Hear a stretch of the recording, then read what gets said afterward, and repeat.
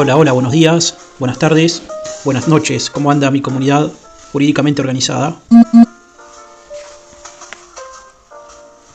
Bien, bueno, ya vamos con la clase número 15 de este pequeño curso de Derecho Administrativo que estoy dando.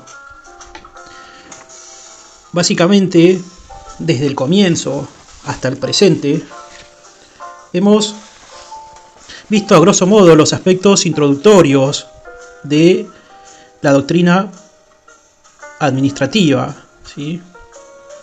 Hemos visto respecto de la teoría general de la organización administrativa y particularmente lo relativo a la estructura estatal y burocrática, tanto en su aspecto de estructura del Estado centralizada como del Estado descentralizado, ¿sí?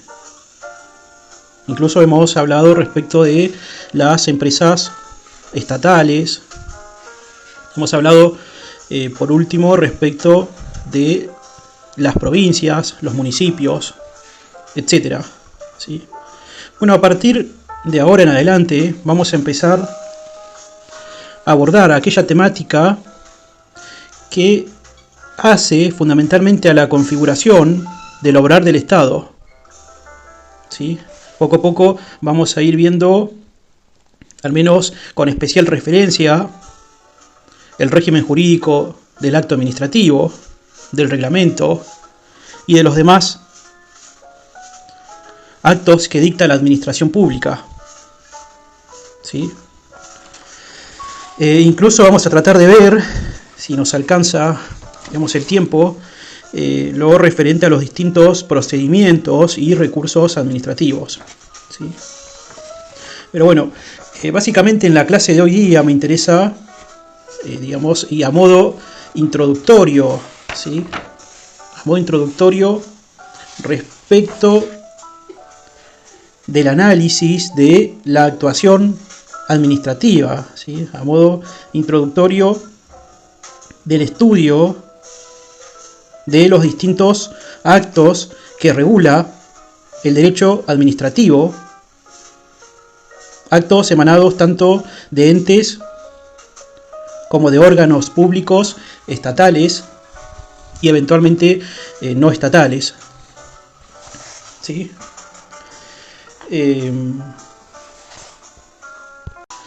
Bueno, para armar esta clase básicamente se me ocurrió, ¿sí?, comenzar haciendo alusión respecto de que el derecho público como género regula una serie peculiar y diferenciada de actos emitidos por entidades y órganos estatales y que traducen variados comportamientos en el mundo jurídico. Ya hemos dicho que determinar la condición o naturaleza de cada acto de los órganos o entidades que desempeñan es, al menos para nosotros, esencial, ya que tal determinación conlleva el régimen jurídico peculiar que rige la institución o categoría jurídica dada.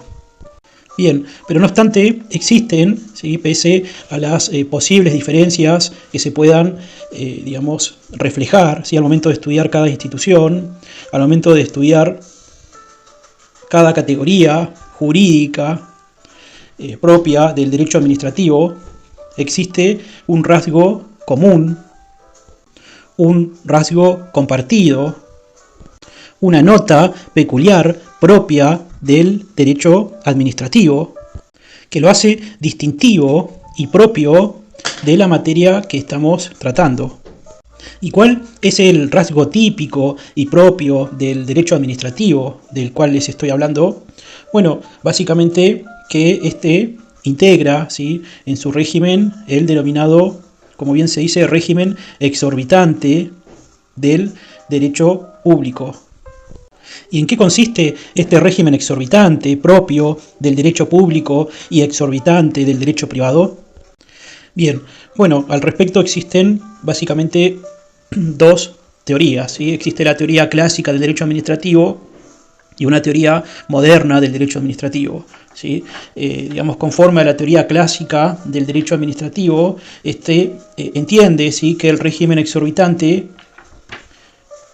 propio del derecho público incluye, ¿sí?, un conjunto de instituciones y normas administrativas donde el instrumento más utilizado es la prerrogativa estatal. Ya vamos a ver bien qué es la prerrogativa estatal, ¿sí?, en qué consiste esta prerrogativa.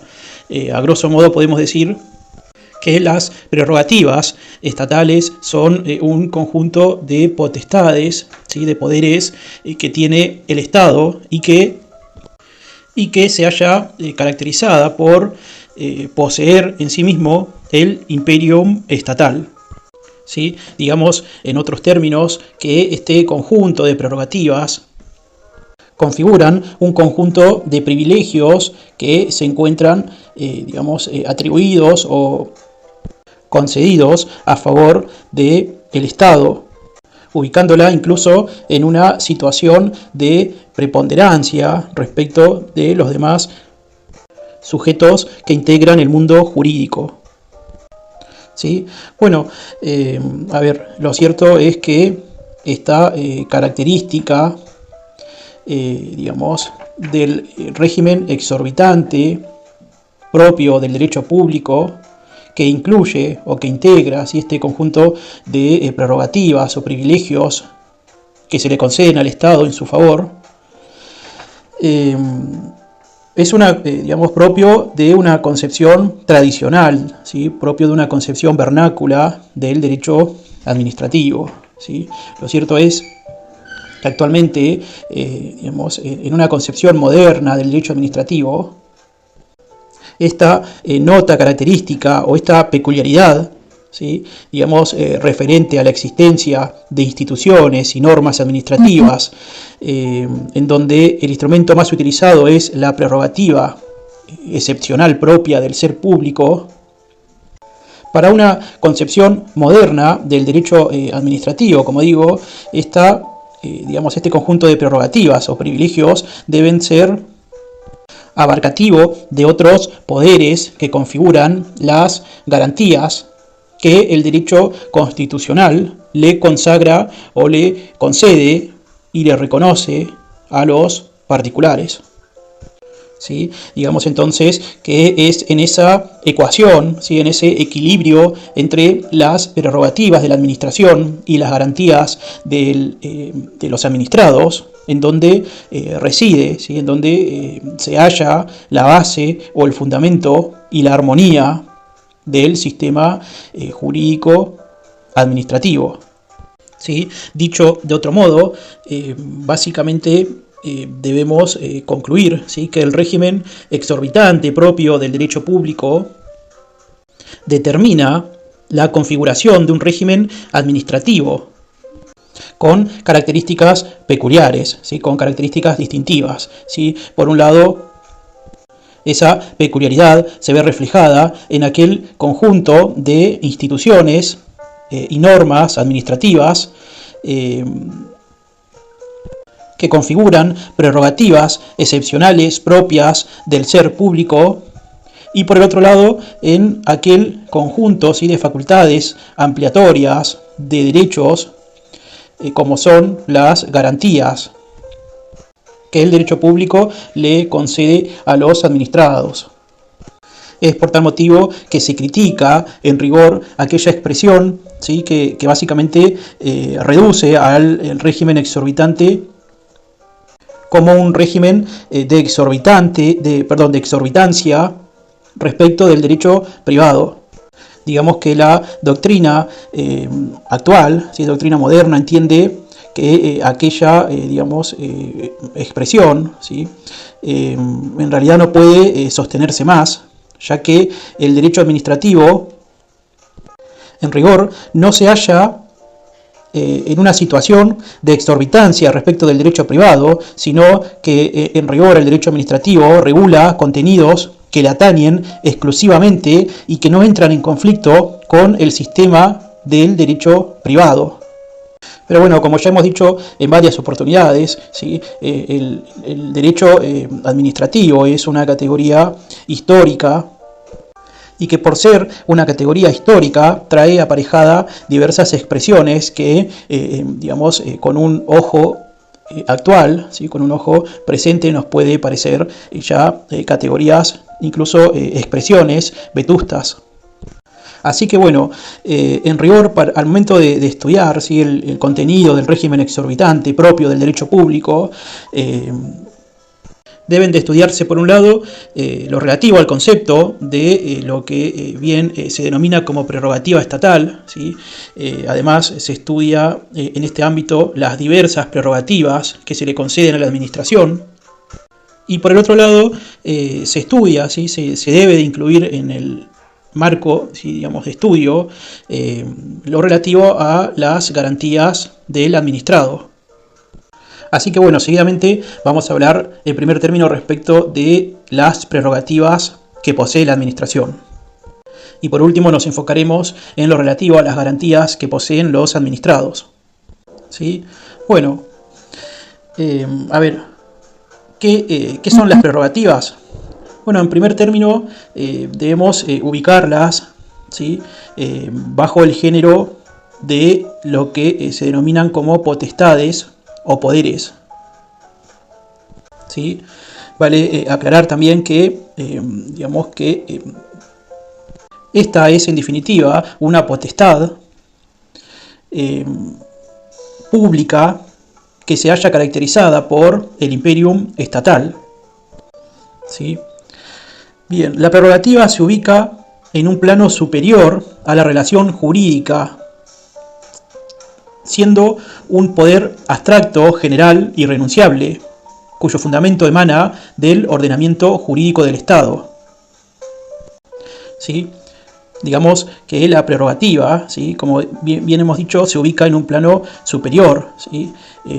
Se encuentra como de manera inmanente en toda relación jurídica sin ser parte de la misma. Por ende, la prerrogativa estatal no tiene como contrapartida una obligación del administrado, sino una situación de sujeción de parte de éste a soportar su ejercicio, no habiendo propiamente frente a ella un sujeto obligado, sino una situación pasiva de inercia.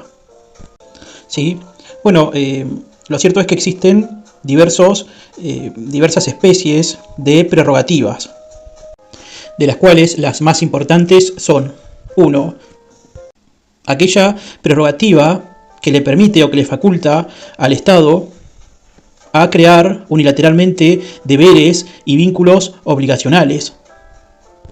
Lo cierto es que, a diferencia de lo que acontece en el derecho privado, en este caso, ¿sí? Una de las partes de la relación jurídica administrativa posee la facultad de crear unilateralmente vínculos obligacionales y deberes a cargo de los administrados. ¿Sí?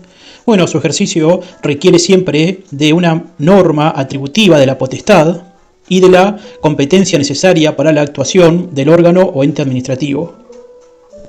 2. Otra prerrogativa estatal es la que se conoce como presunción de validez o legitimidad de los actos administrativos. ¿Sí? Trátase esta de una presunción provisoria de los actos estatales, íncita en las funciones y poderes que la norma fundamental asigna a los órganos que componen la estructura constitucional del Estado para realizar en forma expedita y eficaz las funciones públicas que deben satisfacer en la prosecución del bien común, cuya administración y gerencia le corresponden. En otros términos, digamos que esta prerrogativa supone que el respectivo acto dictado por un órgano estatal se ha emitido de conformidad con el ordenamiento jurídico y en ella se basa el deber u obligación que el administrado deberá cumplir. 3. La tercera prerrogativa estatal, ¿sí? Es aquella conocida como el principio de la ejecutoriedad. Bueno, este es un típico privilegio que básicamente habilita a los órganos que ejercen la función materialmente administrativa a disponer la realización o el cumplimiento del acto administrativo sin intervención judicial, apelando excepcionalmente al uso de la coacción dentro de los límites dispuestos por el ordenamiento jurídico. ¿Sí? Bueno, tanto la presunción de legitimidad como la fuerza ejecutoria, ¿sí? Que es así como la denomina, o es así como se refiere la ley de procedimiento administrativo, se halla actualmente atribuida en el orden nacional en el artículo 12, como dije, de la Ley Nacional de Procedimiento Administrativo. ¿Sí? Les leo el artículo 12. Dice así: el acto administrativo goza de presunción de legitimidad.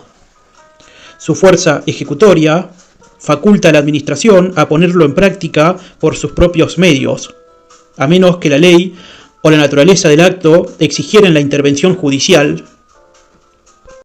e impide que los recursos que interpongan los administrados suspendan su ejecución y efectos, salvo que una norma expresa establezca lo contrario. Sin embargo, la Administración podrá de oficio o a pedido de parte y mediante resolución fundada suspender la ejecución por razones de interés público o para evitar perjuicios graves al interesado, o cuando se alegare fundadamente una nulidad absoluta. Bien, bueno, entonces básicamente este principio de la ejecutoriedad, ¿sí? Como digo, básicamente admite dos subespecies, ¿sí? Por un lado, aquella que, digamos que faculta en sede administrativa a la administración a ponerlo en práctica al acto administrativo por sus propios medios. Y esto lo harán sin apelar al uso de la coacción.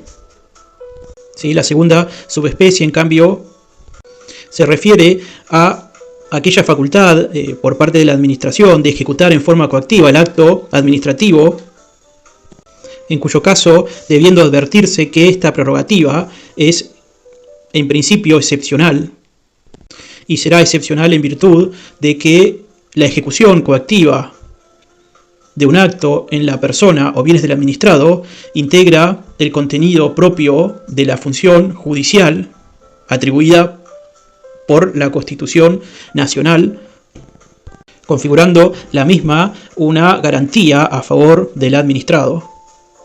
¿Sí? Bueno, otras prerrogativas que existen a favor de la administración se hallan básicamente relacionadas con la ejecución de los contratos administrativos. A título de ejemplo, podemos mencionar aquellas como la facultad, ¿sí?, de dirección y control que la administración ejerce en el cumplimiento de un contrato, a la posibilidad de modificación unilateral o uso de la potestad variandi por parte de la administración en el marco de la ejecución de un contrato, a la aplicación de sanciones por sí y ante sí, y a la posibilidad de rescatar y de ejecutar directamente el contrato por sí. Por último, existen dos prerrogativas de tipo procesal, ¿sí? Perdón, en rigor existen tres prerrogativas de tipo procesal. En primer término, aquella que se haya reconocida, ¿sí?, por el artículo 30 de la Ley Nacional de Procedimiento Administrativo, que básicamente consiste que previa demanda judicial debe de hacerse de manera obligatoria un reclamo administrativo, excepto cuando se trate de los supuestos previstos por el artículo 23 y 24 de la misma ley, ¿sí? ¿Qué es lo que dice el artículo 30? Bueno, lo leo. El Estado Nacional o sus entidades autárquicas no podrán ser demandados judicialmente sin previo reclamo administrativo dirigido al Ministerio o Secretaría de la Presidencia o Autoridad Superior de la entidad autárquica, salvo cuando se trate de los supuestos de los artículos 23 y 24. ¿Sí? Bueno, y la segunda prerrogativa procesal a favor de la administración es que, conforme al artículo 7 de la Ley 3.952, las resoluciones judiciales de condena en contra de la administración tendrán efecto declarativo. Efecto declarativo que ha llevado en algunos casos a entender, ¿sí?, que básicamente esto implicaba una autorización al Estado para no cumplir con las sentencias judiciales. Bueno, esto no es así. Han habido fallos de la Corte Suprema que han analizado la constitucionalidad de este artículo y de esta ley en específico, llegando a concluir básicamente que la norma debe de reputarse razonable, ¿sí?, y que en modo alguno significa una autorización al Estado para no cumplir las sentencias judiciales, llegándose a sustentar incluso la procedencia de una intimación al Estado Nacional a efectos de que estime en qué plazo cumplirá la sentencia, término que será fijado por el juez en caso de silencio de la administración, sin descartar la ulterior intervención judicial para disponer la ejecución del mismo. ¿Sí? Y por último existe una tercera categoría de prerrogativa procesal a favor de la administración, que básicamente es aquella sustentada en la institución del proceso de lesividad. ¿Sí? Lo cierto es que cuando hubiera un vicio en algún acto administrativo y este fuera imputable a la administración y mediare culpa de esta, se le consagra en favor de la administración la posibilidad de desencadenar un proceso judicial de lesividad, ¿sí?, en cuyo caso, admitiendo su propia torpeza, ¿sí?, en cuyo caso, violando la doctrina de los actos propios, en sede judicial se admitirá un proceso en su propia contra. Bien, lo anterior respecto del conjunto de las prerrogativas que tiene la administración. Ahora hablaremos respecto de las garantías que tiene el administrado. Como hemos dicho, al momento de estudiar el régimen exorbitante propio del derecho público, junto con el análisis de las prerrogativas estatales, y en búsqueda de un equilibrio que debe de presidir todas las situaciones subjetivas que se vinculan recíprocamente, se configura un sólido sistema de garantías que compensan de algún modo las situaciones de sujeción en que se halla el administrado frente a las potestades públicas. En otros términos, digamos que la garantía conforma un mecanismo, un artilugio o una potestad que hace a la seguridad jurídica propia del administrado, cuyo ejercicio deviene en la protección de un derecho subjetivo o interés legítimo.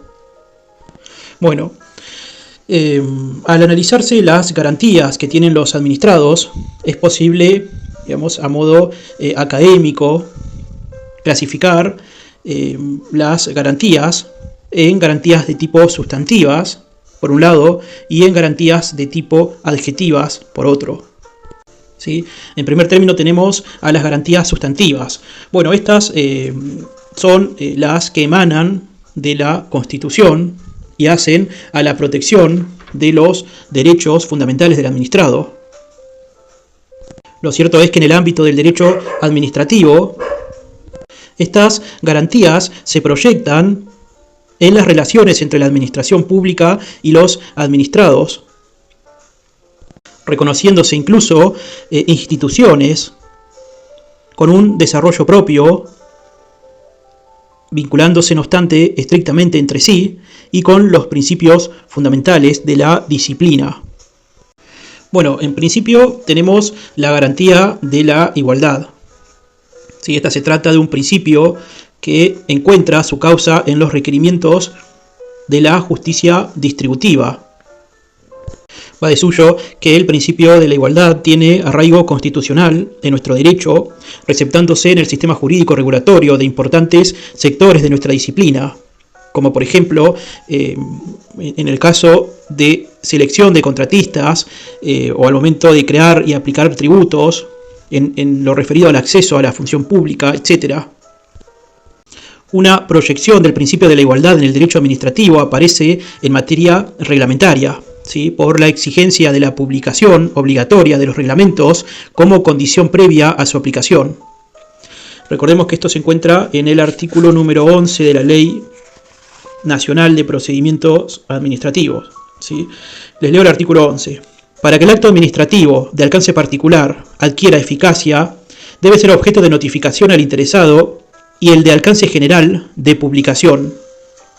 Los administrados podrán antes, no obstante, pedir el cumplimiento de esos actos si no resultaren perjuicios para el derecho de terceros.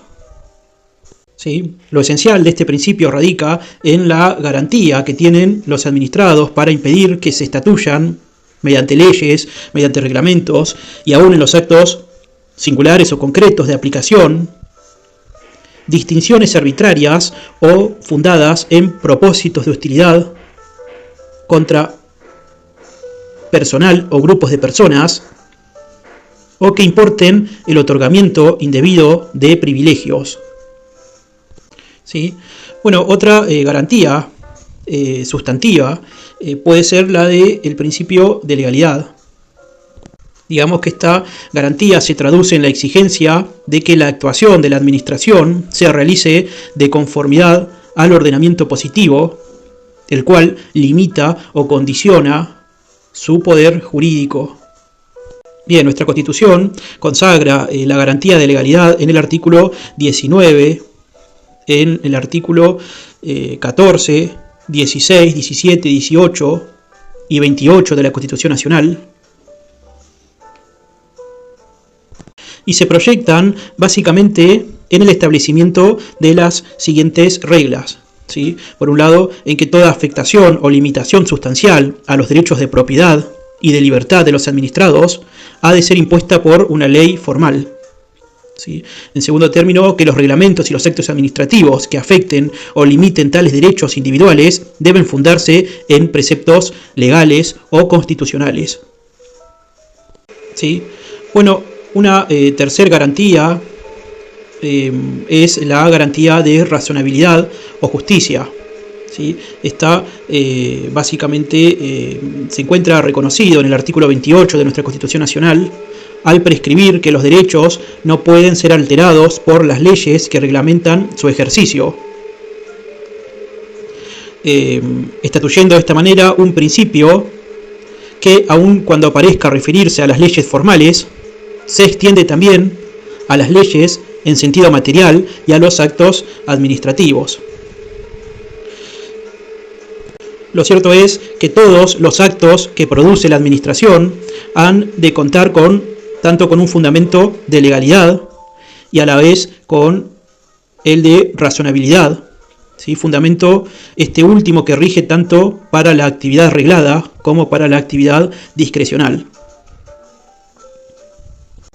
Una proyección de aplicación de este principio de razonabilidad podemos encontrarlo en el artículo 7, inciso F, de la Ley Nacional de Procedimiento Administrativo, ¿sí? Cuando se refiere específicamente a que las medidas que el acto involucre deben ser proporcionalmente adecuadas a aquella finalidad. ¿Sí? Bueno, dentro de las garantías sustantivas también tenemos a la garantía de la propiedad frente a los actos de los poderes públicos. ¿Sí? Todos sabemos que la propiedad es un auténtico derecho natural, anterior y superior en jerarquía al derecho positivo. ¿Sí? Esto lo dice Juan Carlos Casagne. ¿Sí? Lo cierto es que la propiedad tiene una función tanto individual como social, en el sentido de que su ejercicio ha de estar orientado a la consecución del bien común. Es por tal motivo que para cumplir esa función del bien común, nuestra Constitución reconoce la existencia del derecho de propiedad privada, al propio tiempo que autoriza a disponer su sacrificio para satisfacer las necesidades propias de la comunidad o del bien común, mediante el procedimiento de expropiación por causa de utilidad pública. ¿Sí? Estoy hablando del artículo, del precepto 17 de la Constitución Nacional.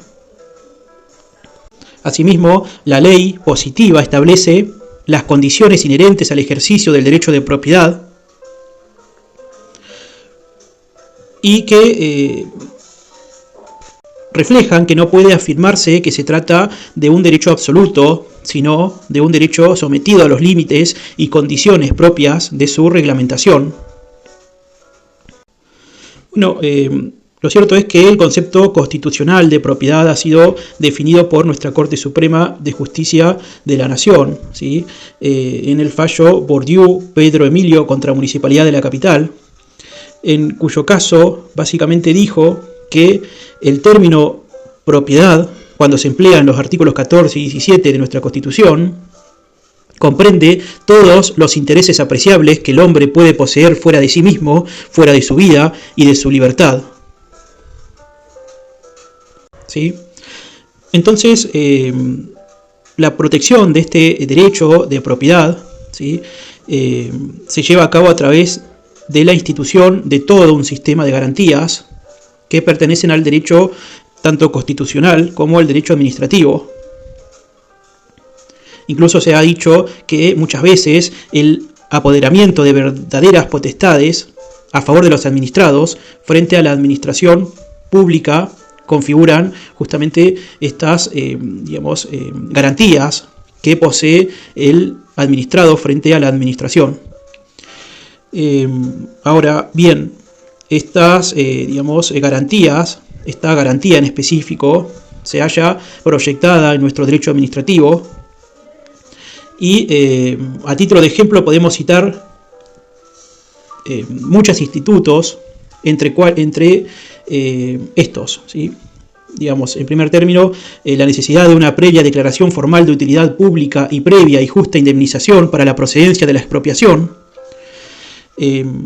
la posibilidad de demandar la retrocesión del bien expropiado cuando no se cumplió la finalidad que motivó la expropiación, en la facultad de accionar judicialmente demandando la expropiación irregular, en aquel principio según el cual toda ejecución coactiva sobre los bienes del administrado ha de ser dispuesta por los órganos judiciales. De esto hemos hablado más al comienzo de la clase. En el mantenimiento de la ecuación económica financiera del contrato,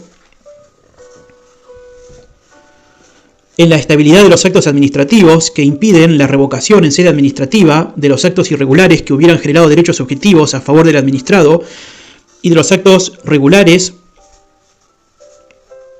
en la obligación de indemnizar al administrado los perjuicios provocados por la revocación de un acto administrativo por razones de oportunidad dispuesta por la administración pública, conforme al artículo 18, infin, de la Ley Nacional de Procedimiento Administrativo.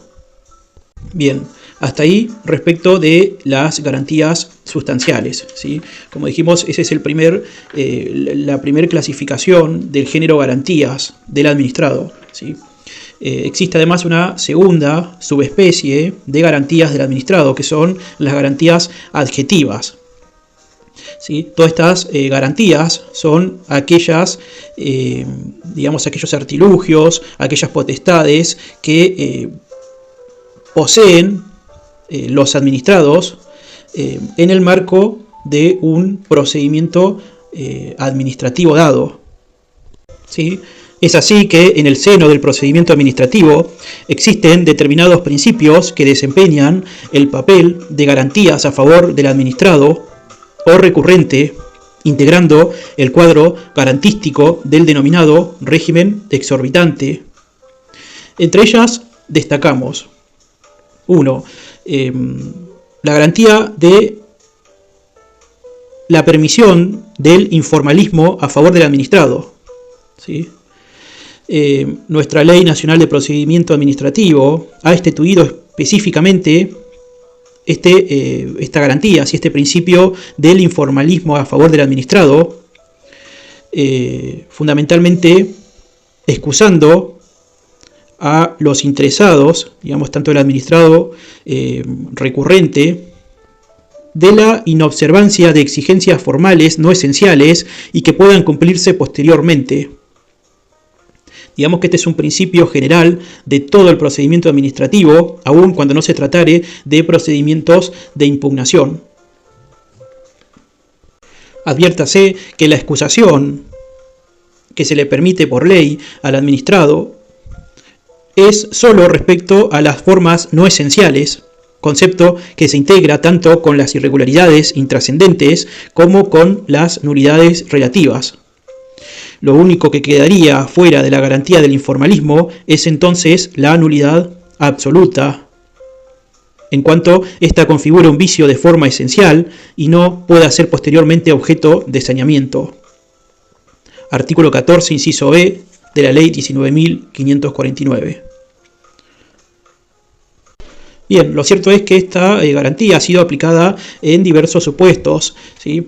Habiéndose consagrado, por ejemplo, para excusar la calificación errónea de los recursos, o en el caso de un error en el destinatario de la impugnación, como asimismo para aceptar la procedencia de aquellos recursos que adolecen de fallas formales, en tanto estos defectos no configuren vicios en las formas esenciales. ¿Sí? Un segundo tipo de garantía adjetiva es la de el reconocimiento del debido proceso adjetivo, ¿sí?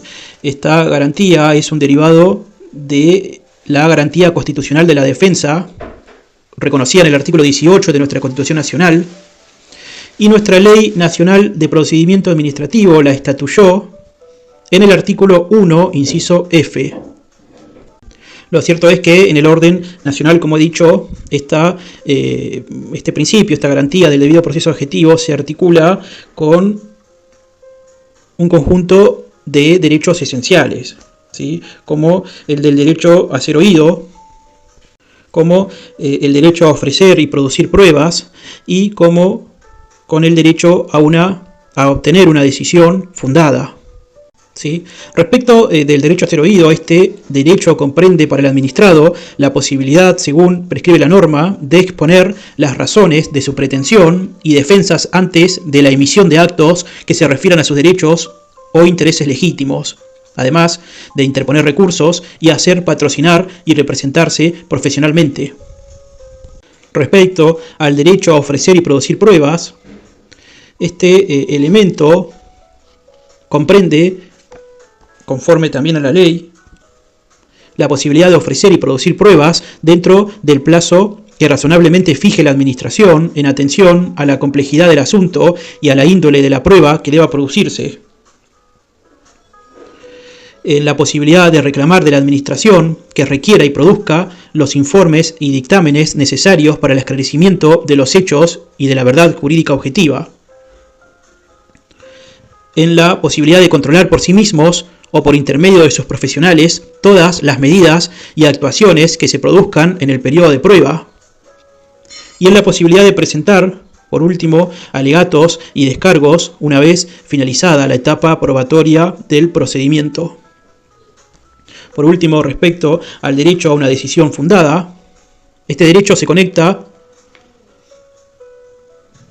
con el deber genérico de motivar los actos administrativos que tiene la administración, reconocido en el artículo 7, inciso E, de la Ley Nacional de Procedimiento Administrativo. Se los leo. Motivación. Artículo 7. Son requisitos esenciales del acto administrativo los siguientes. Motivación. Deberán ser motivados, expresándose en forma concreta las razones que inducen a emitir el acto, consignando además los recaudos indicados en el inciso B del presente artículo.